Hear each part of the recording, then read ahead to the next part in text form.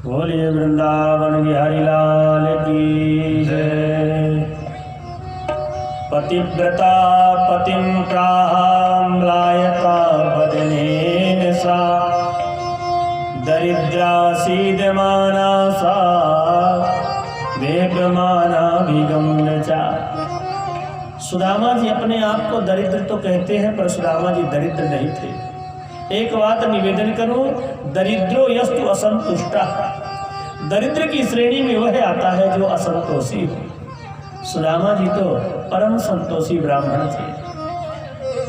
और संतोष धन ऐसा है, गरीबी की शरीफी में शराफत कम नहीं होती, करो सोने के 100 टुकड़े पर कीमत कम नहीं होती। सुदामा जी गरीब तो पर परम संतोषी। दोनों का दाम्पत्य जीवन बड़ा विचित्र था। घर में बच्चे भी थे। अब कभी कभी तो ऐसा हो जाता कि 2-2 दिन, 4-4 दिन, 6-6 दिन, 1-1 हफ्ते निराहार रहना पड़ता। केवल जल पी करके सुदामा जी जीवन बिताते थे। और भगवान की सेवा ऐसी कि 24 घंटे कृष्ण का नाम जपते रहते, ठाकुर जी की सेवा करते। 5 घर का नियम था, सुदामा जी उन्हीं मौन भिक्षा मांगते। एक गोदोहन काल तक, जितनी देर तक गाय दुही जाती है देसी, उतने समय तक एक गृहस्थ के दरवाजे में खड़े हैं। आपने देख लिया, कुछ दे दिया तो वाह वाह, नहीं तो आगे चले गए। ऐसे 5 घर मांगते। और जब भगवान को लीला करनी होती है तो ऐसी लीला करते हैं। अपने भक्तों की ऐसी कठिन परीक्षा लेते हैं कि सुदामा जी 1-1 हफ्ते हो गए, सुदामा जी को भिक्षा नहीं मिली, दानों से भेंट नहीं हुआ। अब तो बच्चे कहते, माँ भूखों के मारे प्राण चले जाएंगे, माँ कुछ भोजन दे दे। माँ के सामने बच्चे खड़े हो गए, माँ का पल्लू पकड़कर कहने लगे, माँ देखना पेट बिल्कुल पिठास से लपट गया है। माँ सुशीला के आंख में आंसू आ गया।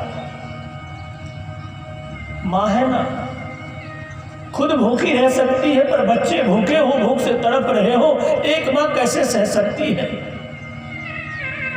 जब बच्चे ठंड से कांपते ठंडी के समय में, तो सुदामा जी धूनी की राख उठाते और शरीर में लेप कर देते, जिससे रोम छिद्र बंद हो जाए, ठंड ना लगे। ऐसी गरीबी। रो रो के कहती सुदामा की नारी, अरे ओ गरीबी अब ना सताए। रो के कहती सुदामा की नारी, अरे ओ गरीबी अब ना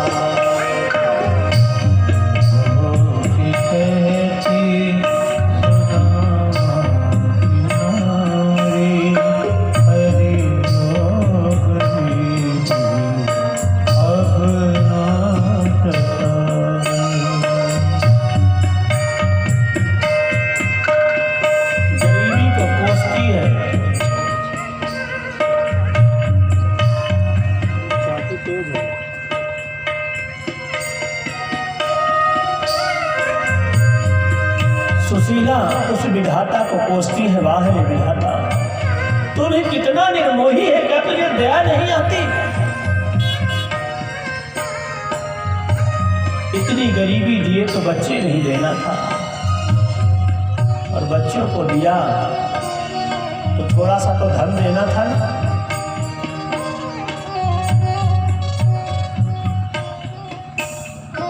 बच्चे माँ से रोटी मांगते हैं, फटी तन की साड़ी और बिखरी है चोली,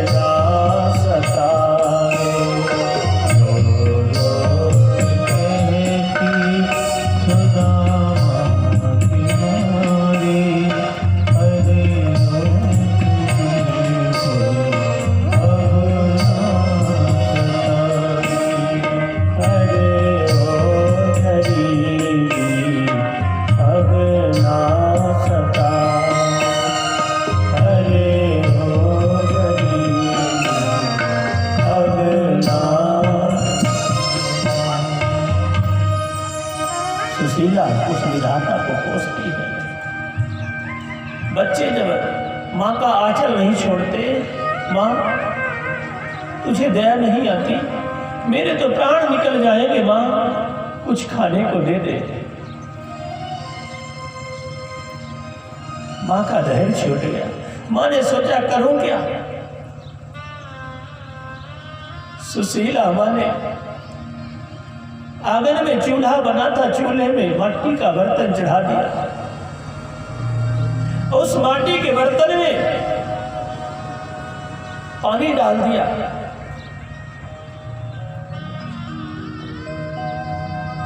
पूरा दिन पानी खौलता रहा। सुशीला ने सोचा कि जब ब्राह्मण देवता आएंगे, कुछ अनाज ले आएंगे, इसमें डाल दूंगी तो पक जाएगा। पर जब शाम को सुदामा जी लौट के आए खाली हाथ,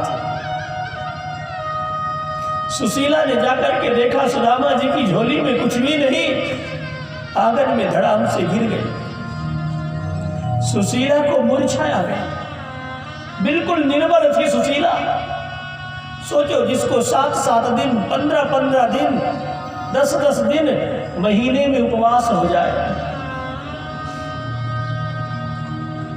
शाम का समय हुआ, बच्चों ने कहा माँ तेरी खिचड़ी नहीं पकी। तो सुशीला ने उतार कर रख दिया, कहा बेटा अभी गर्म है, थोड़ी ठंडी हो जाने तो फिर दूंगी। जैसे तैसे रात कटी, पर भूख के मारे बच्चों को नींद नहीं आई।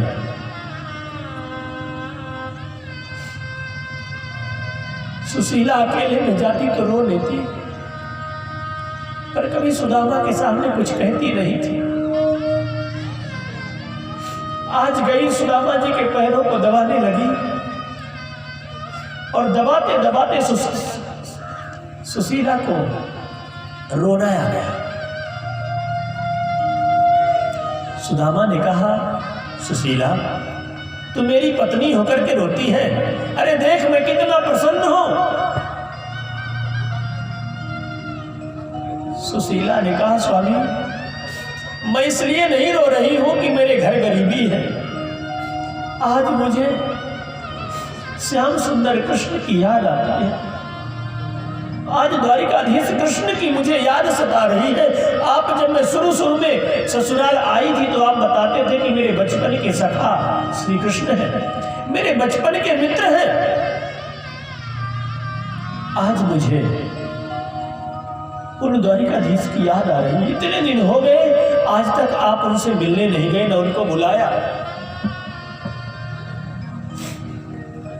सुदामा ने गारी पगली, बचपन का मित्र है, न जाने आजकल कहाँ रहता है।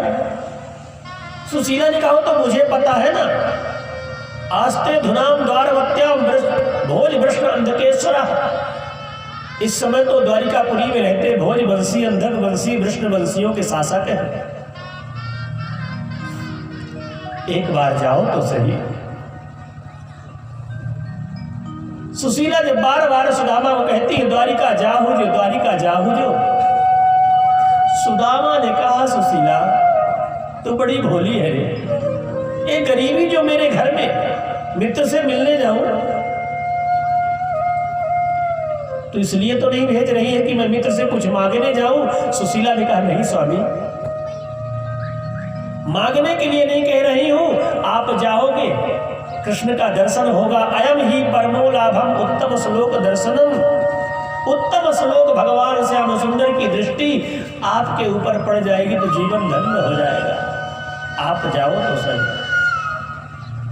कहते हैं कि सा एवं भार्या विप्रो बहुसा प्रार्थितो मृदु, और ऐसे नहीं कि डांट के बोलती हो, मृदु हो, मृदु भाषा में, विनम्र भाषा में हाथ जोड़ करके जब भी कोई बात बोलती अपने पति से तो सुशीला हाथ जोड़ करके प्रार्थना करती। इतनी मधुर थी सुशीला की वाणी। भागवतकार लिखते हैं कि विप्रो बहुसा प्रार्थितो मृदु, मृदु भाषा में बार बार प्रार्थना करती, रोज सवेरे से शाम तक कहती रहती द्वारिका जाओ। पत्नी वही है जो पति को परमात्मा की ओर प्रेषित करे। ब्रह्म से मिलने के लिए, ठाकुर से मिलने के लिए प्रेरित कर रही सुशीला किसी संसारी व्यक्ति से मिलने के लिए नहीं कह रही है, किसी मंत्री मिनिस्टर से मिलने के लिए नहीं कह रही है। पति से कह रही कि आप जाओ, हमने सुना है कि बड़े दयालु हैं, जो उनकी दरबार में जाता है बिना मांगे ही सब कुछ दे देते हैं, इतना अपने भक्तों का ख्याल रखते हैं। सुदामा ने कहा, सुशीला बात तो तू बहुत सही कह रही है, पर ये गरीबी जो अपने घर में है, शास्त्र कहते हैं मित्र से मिलने जाओ, गुरु से मिलने जाओ, कथा भागवत में जाओ तो कुछ हाथ में लेकर जाओ, खाली हाथ नहीं जाना चाहिए।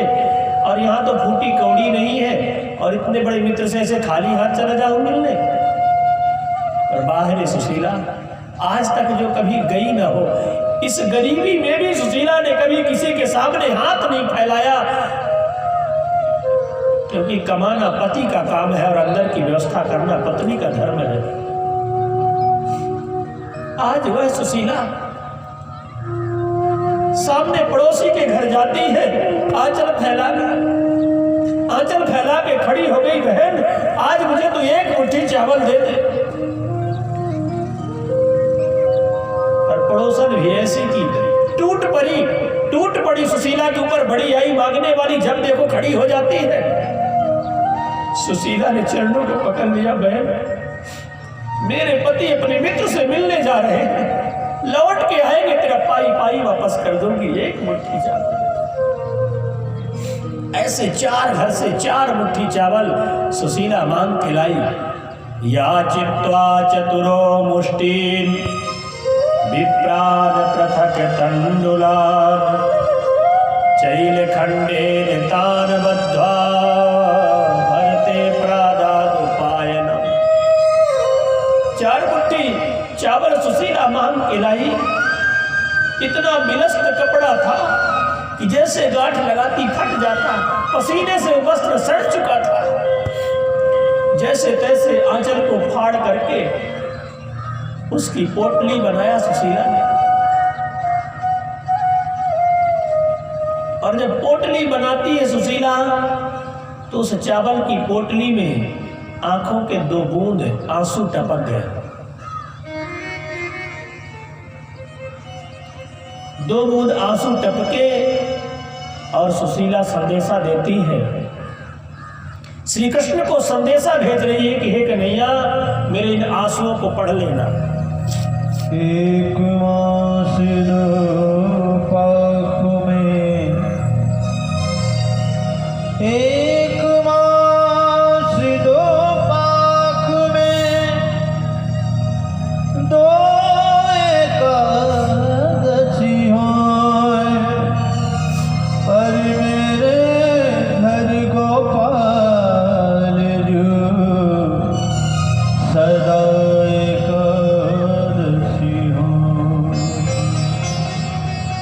सुशीला ने कहा, प्यारे कन्हैया 1 महीने में 2 पक्ष होते हैं, कृष्ण पक्ष और शुक्ल पक्ष, दोनों की 2 एकादशी होती है जिसमें लोग व्रत करते हैं। और ये व्रत वाली एकादशी मेरे घर में तो डेरा रख लिया है, कभी जाती ही नहीं, नित्य व्रत रहता है। संदेशा भेज दिया और पोटली सुदामा जी को देती है, लीजिए नाथ, ये मित्र के लिए भेंट है। पोटली सुदामा जी को दिया। सुदामा जी महाराज जब चलने लगते हैं, सुशीला ने चरणों को वंदन किया, पति के चरणों में सिर रखकर प्रणाम करती है, मस्तक पर टीका लगाया, पति की आरती उतारी और सुशीला उस द्वारिकाधीश से हाथ जोड़कर प्रार्थना करती है कि हे नाथ, मैं अपने स्वार्थ के लिए, अपने कामनाओं की पूर्ति के लिए अपने पति को आपके पास भेज रही हूँ। रास्ता बड़ा कठिन है, हमारे पति का शरीर बड़ा जर्जर है, मेरे मांग के सिंदूर की लाज रखना प्रभु। सुदामा जी चल देते हैं। सुदामा जी कृष्ण से मिलने जब चले, गिरते पड़ते लड़खड़ाते हुए कंटकाकीर्ण मार्गों में चले जा रहे हैं, कृष्ण को याद करते। सुदामा के मन में केवल एक अभिलाषा थी,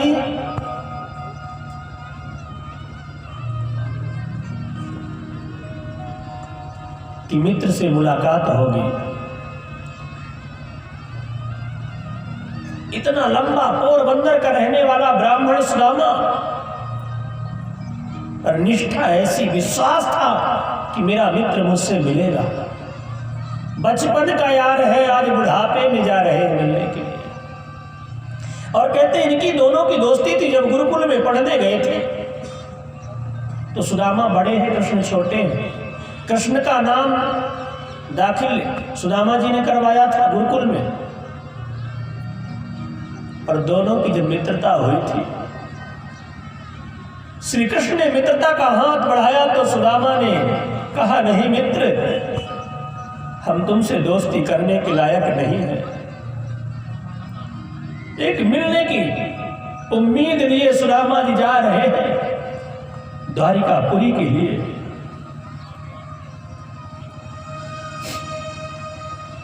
सुदामा जी थोड़ी दूर चलते, पांव में बीमारियां फटी थी, दर्द के मारे लड़खड़ा करके सुदामा जी गिर जाते।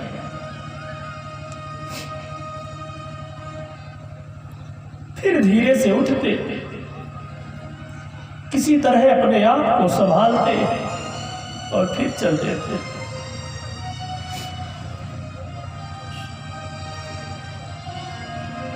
थोड़ी दूर चलने के बाद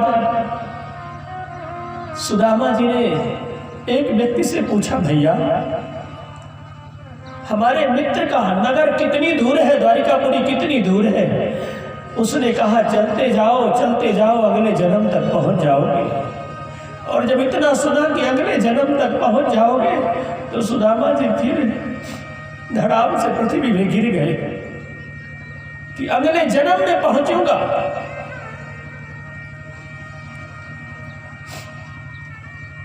बाहर गरीबी, भगवान न करे किसी को जीवन में गरीबी दे। इसको शांत करो बच्चे। सुदामा जी महाराज जा रहे हैं और अपने मित्र को याद करते हैं।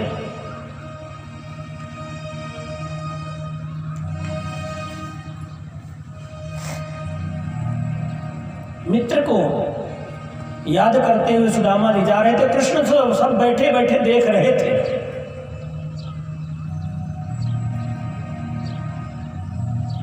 सब कुछ देखने वाले श्री कृष्ण हैं, वहां से सब कुछ देख रहे थे कि मेरा मित्र मुझसे मिलने आ रहा है।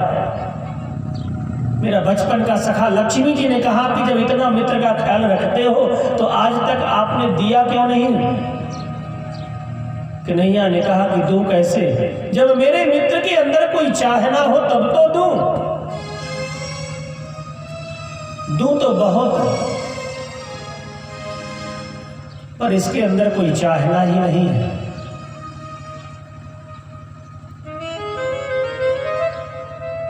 और सुदामा जी उस मित्र को कहते हैं कि क्या सजा मिली है मुझको,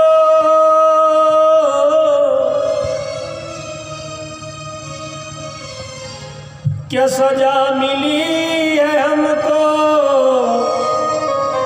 तेरी दोस्ती के पीछे, दर दर भटक रहा हूँ तेरी दोस्ती के पीछे, दर दर भटक रहा हूँ तेरी दोस्ती के पीछे, दर दर भटक रहा हूँ तेरी दोस्ती के पीछे।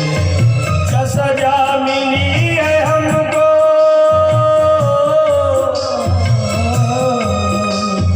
क्या सजा मिली है हमको तेरी दोस्ती के पीछे, दर दर भटक रहा हूँ तेरी दोस्ती के पीछे।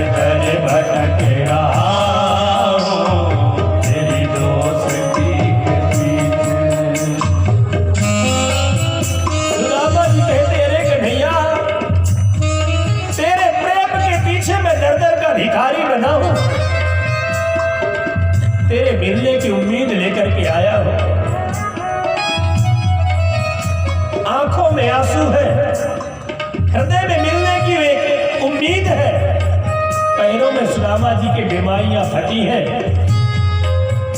रक्त बह रहा है, कंठ का कीड़ रास्ता है, कांटे चुभ जाते तो सुदामा जी चीख जाता है। नंगे पैर सुदामा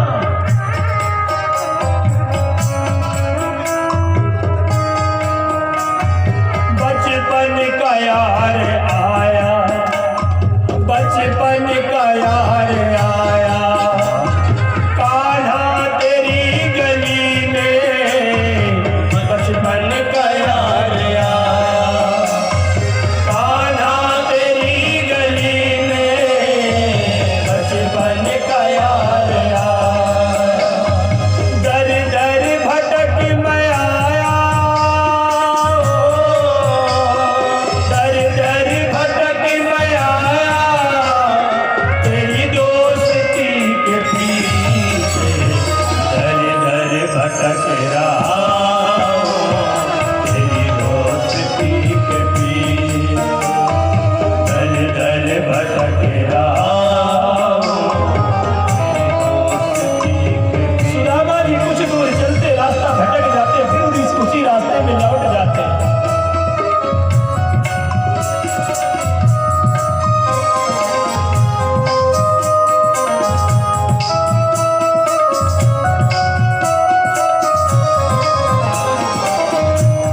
लोगों से पूछते, भैया द्वारिका का रास्ता मालूम है? पूछते पूछते सुदामा एक ड्योढ़ीवान के पास गए। भगवान ने लीला किया, सुदामा जी पहुंच गए द्वारिकापुरी, और द्वारिकापुरी में एक ड्योढ़ीवान से मिले। ड्योढ़ीवान से कहा, भैया मैं पोरबंदर से आया हूँ, सुदामा मेरा नाम है, कृष्ण से मुझे मिलना है, मैं उनका मित्र हूँ। द्वारपाल भी चौंका कि तुम मित्र हो कृष्ण के, पर तुम मिलोगे कैसे? सुदामा ने देखा कि इतनी लंबी लाइन लगी थी मिलने वालों की, इतनी लाइन लंबी लगी थी कि करोड़ों के तादाद में लोग खड़े हुए थे मिलने वाले। सुदामा ने सोचा इतनी लंबी लाइन है कि प्रतीक्षा करते करते ही मेरा जीवन समाप्त हो जाएगा। बचपन का यार आया, कान्हा तेरी गली में, बचपन का यार आया, कान्हा तेरी गली में, बचपन का यार आया, दर दर भटक मैं आया,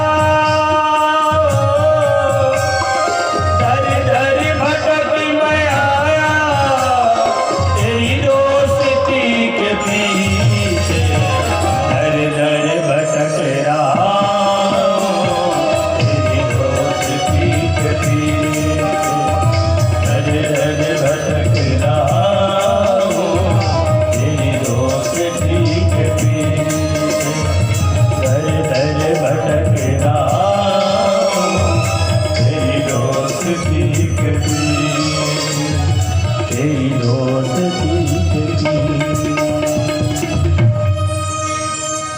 सुदामा जी ने ड्योढ़ीवान से पूछा कि मिलने का कोई उपाय है? इतनी लंबी लाइन लगी थी, सुदामा ने सोचा कि मैं तो खड़े खड़े मर जाऊंगा, पर सुदामा ने सोचा कि मर जाऊंगा तो मर जाऊंगा, जब मुआयना होगा पूछेंगे द्वारिकाधीश कौन मरा मेरी ड्योढ़ी में, तो लोग बताएंगे सुदामा नाम का ब्राह्मण। मेरा नाम मेरे मित्र के कानों में पहुंच जाएगा तो मेरा जीवन धन्य हो जाएगा।